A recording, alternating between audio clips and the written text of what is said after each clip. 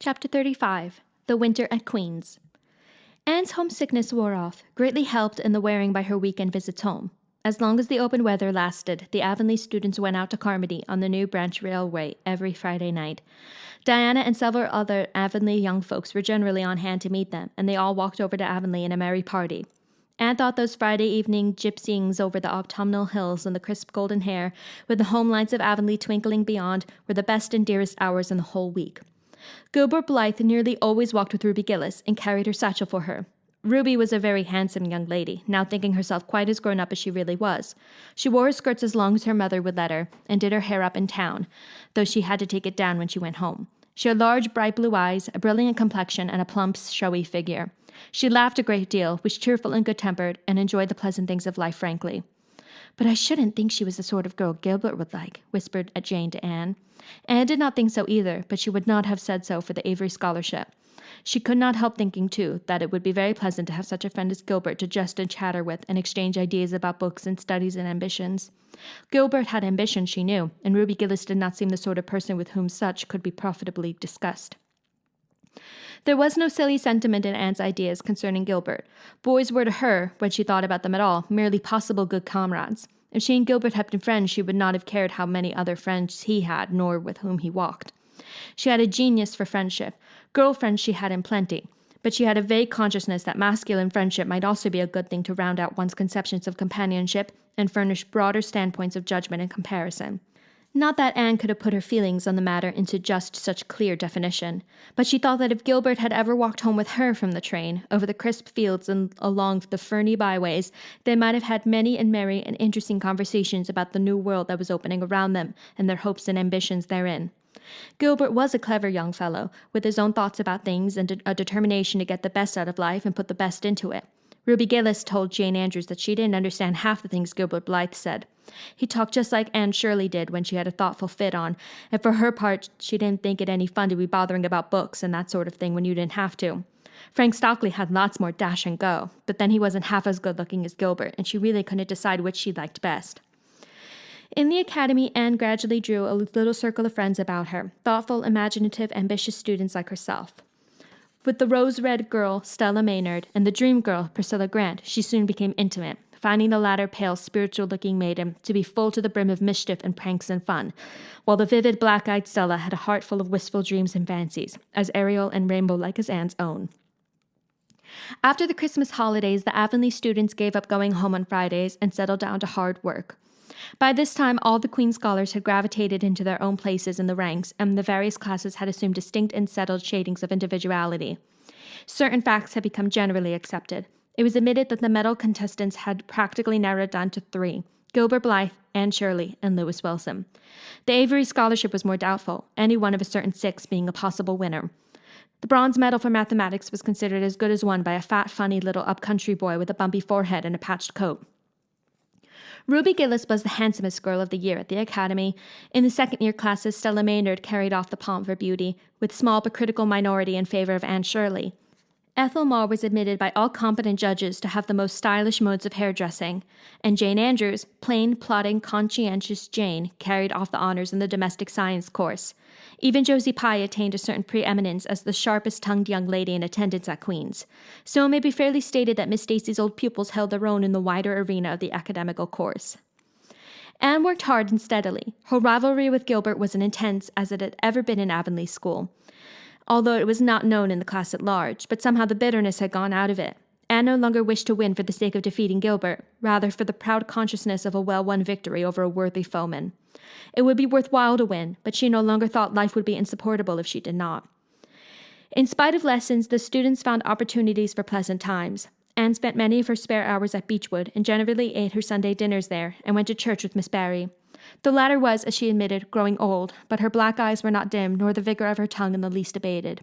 But she never sharpened the latter on Anne, who continued to be a prime favorite with the critical old lady. "That Anne girl improves all the time," she said. "I get tired of other girls. There is such a provoking and eternal sameness about them. Anne has as many shades as a rainbow, and every shade is the prettiest while it lasts. I don't think that she is as amusing as she was when she was a child, but she makes me love her, and I like people who make me love them. It saves me so much trouble in making myself love them." Then, almost before anybody realized it, spring had come. Out in Avonlea, the Mayflowers were peeping pinkly out on the sere barrens where snow wreaths lingered, and the mist of green was on the woods and in the valleys. But in Charlottetown, harassed Queen's students thought and talked only of examinations. "It doesn't seem possible that the term is nearly over," said Anne. "Why, last fall it seemed so long to look forward to. A whole winter of studies and classes, and here we are, with the exams looming up next week. Girls, sometimes I feel as if those exams meant everything, but when I look at the big buds swelling on those chestnut trees and the misty blue air at the end of the streets, they don't seem half so important." Jane and Ruby and Josie, who had dropped in, did not take this view of it. To them, the coming examinations were constantly very important indeed, far more important than chestnut buds or Maytime hazes. It was all very well for Anne, who was sure of passing at least, to have her moments of belittling them, but when your whole future depended on them, as the girls truly thought theirs did, you could not regard them philosophically. "I've lost 7 pounds in the last 2 weeks, sighed Jane. "It's no use to say don't worry. I will worry. Worrying helps you some. It seems as if you were doing something when you're worrying. It would be dreadful if I failed to get my license after going to Queen's all winter and spending so much money." "I don't care," said Josie Pye. "If I don't pass this year, I'm coming back next. My father can afford to send me. And Frank Stockley says that Professor Tremaine said Gilbert Blythe was sure to get the medal and that Emily Clay would likely win the Avery Scholarship." "That may make me feel badly tomorrow, Josie," laughed Anne. "But just now I honestly feel that as long as I know the violets are coming out all purple down in the hollow below Green Gables, and that little ferns are poking their heads up in Lover's Lane, it's not a great deal of difference whether I win the Avery or not. I've done my best, and I begin to understand what is meant by the joy of the strife. Next to trying and winning, the best thing is trying and failing. Girls, don't talk about exams.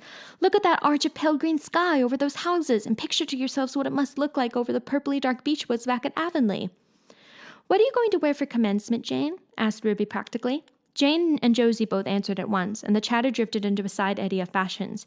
But Anne, with her elbows on the windowsill, her soft cheek laid against her clasped hands, and her eyes filled with visions, looked out unheedingly across city roof and spire to that glorious dome of sunset sky, and wove her dreams of a possible future from the golden tissue of youth's own optimism.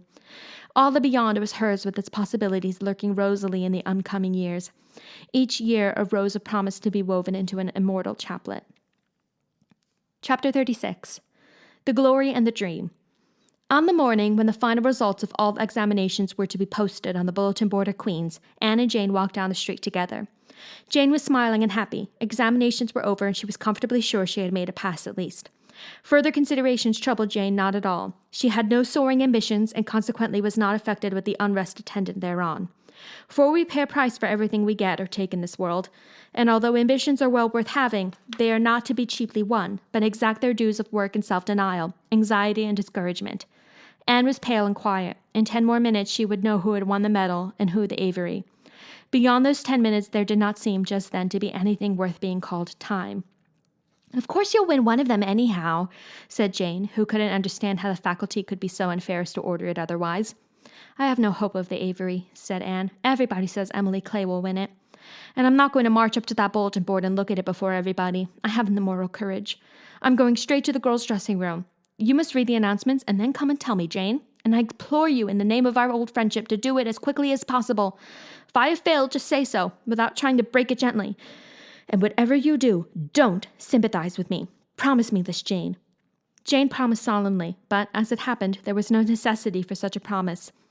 When they went up the entrance steps of Queen's, they found the hall full of boys who were carrying Gilbert Blythe around on their shoulders and yelling at the tops of their voices, "Hurrah for Blythe, medalist!" For a moment, Anne felt one sickening pang of defeat and disappointment. So she had failed and Gilbert had won. Well, Matthew would be sorry. He had been so sure she would win. And then somebody called out, "3 cheers for Miss Shirley, winner of the Avery!" "Oh, Anne!" gasped Jane as they fled to the girls' dressing room amid hearty cheers. "Oh, Anne, I'm so proud! Isn't it splendid?" And then the girls were around them, and Anne was the center of a laughing, congratulating group. Her shoulders were thumped, and her hands shaken vigorously. She was pushed and pulled and hugged, and among it all she managed to whisper to Jane, "Oh, won't Matthew and Marilla be pleased? I must write the news home right away." Commencement was the next important happening. The exercises were held in the big assembly hall of the academy. Addresses were given, essays read, songs sung, the public award of diplomas, prizes, and medals made. Matthew and Marilla were there, with eyes and ears for only one student on the platform. a tall girl in pale green, with faintly flushed cheeks and starry eyes, who read the best essay and was pointed out and whispered about as the Avery winner. "Reckon you're glad we kept her, Marilla?" whispered Matthew, speaking for the first time since he had entered the hall, when Anne had finished her essay. "It's not the first time I've been glad," retorted Marilla. "You do like to rub things in, Matthew Cuthbert." Miss Barry, who was sitting behind them, leaned forward and poked Marilla in the back with her parasol. "Aren't you proud of that, Anne, girl?" "I am," she said. Anne went home to Avonlea with Matthew and Marilla that evening. She had not been home since April, and she felt that she could not wait another day. The apple blossoms were out, and the world was fresh and young. Diana was at Green Gables to meet her. In her own white room, where Marilla had set a flowering house rose on the windowsill, Anne looked about her and drew a long breath of happiness. "Oh, Diana, it's so good to be back again. It's so good to see those pointed firs coming out against the pink sky, and that white orchard and the old Snow Queen. Isn't the breath of the mint delicious? And that tea rose. Why, it's a song and a hope and a prayer all in one. And it's good to see you again, Diana." "I thought you'd like that Stella Maynard better than me," said Diana reproachfully. "Josie Pye told me you did. Josie said you were infatuated with her." Anne laughed and pelted Diana with the faded June lilies of her bouquet. "Stella Maynard is the dearest girl in the world except one, and you are that one, Diana," she said. "I love you more than ever, and I've so many things to tell you, but just now I feel as if it were joy enough to sit here and look at you. I'm tired, I think, tired of being studious and ambitious. I mean to spend at least 2 hours tomorrow lying out in the orchard grass, thinking of absolutely nothing." "You've done splendidly, Anne. I suppose you won't be teaching now that you've won the Avery." "No, I'm going to Redmond in September. Doesn't it seem wonderful? I'll have a brand new stock of ambition laid in by that time after 3 glorious golden months of vacation. Jane and Ruby are going to teach. Isn't it splendid to think we all got through, even to Moody Spurgeon and Josie Pye?" "The Newbridge trustees have offered Jane their school already," said Diana. "Gilbert Blythe is going to teach, too. He has to. His father can't afford to send him to college next year after all, so he means to earn his own way through. I expect he'll get the school here if Miss Ames decides to leave." Anne felt a queer little sensation of dismayed surprise. She had not known this. She had expected that Gilbert would be going to Redmond also. What would she do without their inspiring rivalry? Would not work, even at a coeducational college with a real degree in prospect, be rather flat without her friend the enemy? The next morning at breakfast, it suddenly struck Anne that Matthew was not looking well. Surely he was much grayer than he had been a year before. "Marilla," she said hesitatingly when he had gone out, "is Matthew quite well?" "No, he isn't," said Marilla in a troubled tone. "He's had some real bad spells with his heart this spring, and he won't spare himself a mite. I've been real worried about him, but he's some better this while back, and we've got a good hired man, so I'm hoping he'll kind of rest and pick up." "Maybe he will, now you're home. You always cheer him up." Anne leaned across the table and took Marilla's face in her hands. "You are not looking as well yourself as I'd like to see you, Marilla. You look tired. I'm afraid you've been working too hard. You must take a rest now that I'm home. I'm just going to take this one day off to visit all the dear old spots and hunt up my old dreams. Then it will be your turn to be lazy while I do the work." Marilla smiled affectionately at her girl. "It's not the work, it's my head. I've a pain so often now, behind my eyes. Dr. Spencer's been fussing with glasses, but they don't do me any good. There is a distinguished oculist coming to the island the last of June, and the doctor says I must see him. I guess I'll have to. I can't read or sew with any comfort now." "Well, Anne, you've done real well at Queen's, I must say. To take first-class license in 1 year and win the Avery Scholarship, well. Mrs. Lynde says pride goes before a fall, and she doesn't believe in the higher education of women at all. She says it unfits them for woman's true sphere. I don't believe a word of it. Speaking of Rachel reminds me, did you hear anything about the Abbey Bank lately, Anne?" "I heard that it was shaky," answered Anne. "Why?" "That is what Rachel said. She was up here one day last week and said there was some talk about it. Matthew felt real worried. All we have saved is in that bank, every penny. I wanted Matthew to put it in the savings bank in the first place, but old Mr. Abbey was a great friend of Father's, and he'd always banked with him. Matthew said any bank with him at the head of it was good enough for anybody." "I think he has only been its nominal head for many years," said Anne. "He is a very old man. His nephews are really at the head of the institution." "Well, when Rachel told us that, I wanted Matthew to draw our money right out, and he said he'd think of it. But Mr. Russell told him yesterday that the bank was all right." Anne had her good day in the companionship of the outdoor world. She never forgot that day. It was so bright and golden and fair, so free from shadow and so lavish of blossom. Anne spent some of its rich hours in the orchard. She went to the Dryad's Bubble in Willowmere and Violet Vale. She called at the Manns and had a satisfying talk with Mrs. Allen, And finally, in the evening, she went with Matthew for the cows, through Lover's Lane to the back pasture. The woods were all gloried through at sunset, and the warm splendor of it streamed down through the hill gaps in the west. Matthew walked slowly with bent head. Anne, tall and erect, suited her springing step to his. "You've been working too hard today, Matthew," she said reproachfully. "Why won't you take things easier?" "Well, now I can't seem to," said Matthew as he opened the yard gate to let the cows through. "It's only that I'm getting old, Anne. Keep forgetting it. Well, I've always worked pretty hard, and I'd rather drop in harness." "If I had been the boy you sent for," said Anne wistfully, "I'd be able to help you so much now and spare you in 100 ways. I could find it in my heart to wish I had been, just for that." "Well, now, I'd rather have you than a dozen boys, Anne," said Matthew, patting her hand. "Just mind you that, rather than a dozen boys." "Well, now, I guess it wasn't a boy that took the Avery Scholarship, was it? It was a girl. My girl that I'm proud of." He smiled his shy smile at her as he went into the yard. Anne took the memory of it with her when she went to her room that night and sat for a long while at her open window, thinking of the past and dreaming of the future. Outside, the Snow Queen was mistily white in the moonshine. The frogs were singing in the marsh beyond Orchard Slope. Anne always remembered the silvery, peaceful beauty and fragrant calm of that night. It was the last night before sorrow touched her life, and no life is ever quite the same again where once that cold, sanctifying touch has been laid upon it.